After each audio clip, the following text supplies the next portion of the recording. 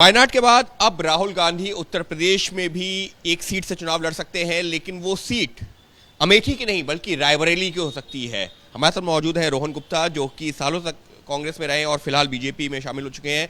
रोहन, राहुल गांधी अमेठी की जगह रायबरेली सीट से चुनाव लड़ सकते हैं, कैसे देखते हैं इसको?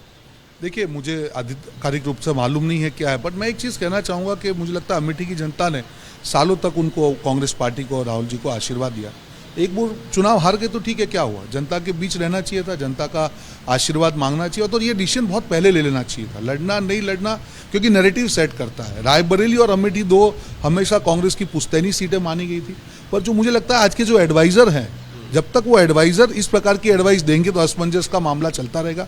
कल नॉमिनेशन का आखिरी दिन है, एक भी सीट को अगर जो पुश्तैनी सीट आप अगर अन्याय करते हो तो जनता के सामने नैरेटिव गलत सेट होगा।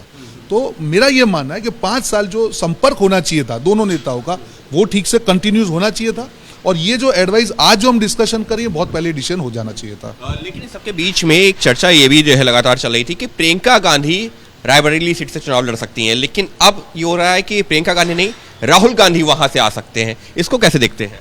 देखिए, तो उनके सलाहकार को ही आपको पूछना पड़ेगा कि किस प्रकार की एडवाइस देती हैं।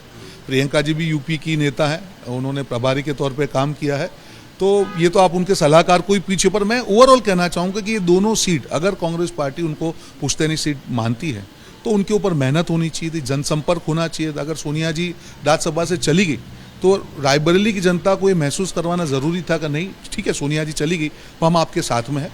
जनता एक भरोसे से आपके साथ चलती है, तो ये दोनों सीटों पे ये निर्णय बहुत पहले हो जाना चाहिए था। आखिरी दिन ये निर्णय करना, ये बात की प्रतीति है कि उनके जो एडवाइज़र हैं उनको ये निर्णय या तो लेने नहीं दे रहे हैं या निर्णय लेने के बाद में रीथिंक करने पर मजबूर कर रहे हैं। यानी साफ तौर पर जो उनके सलाहकार हैं वो शायद इस तरीके का माहौल बना रहे हैं जिसकी चलते जो है कांग्रेस में असमंजस की स्थिति बनी हुई है। लेकिन उसका नतीजा क्या हो रहा है? नामांकन का आखिरी दिन कल आ रहा है और अभी तक कांग्रेस की तरफ से जो सबसे महत्वपूर्ण सीटें हैं कांग्रेस के लिहाज से, अमेठी और रायबरेली, उन्हीं पर ही उम्मीदवारों के नामों का ऐलान नहीं हो पा रहा है। कहना है बीजेपी नेता रोहन गुप्ता का।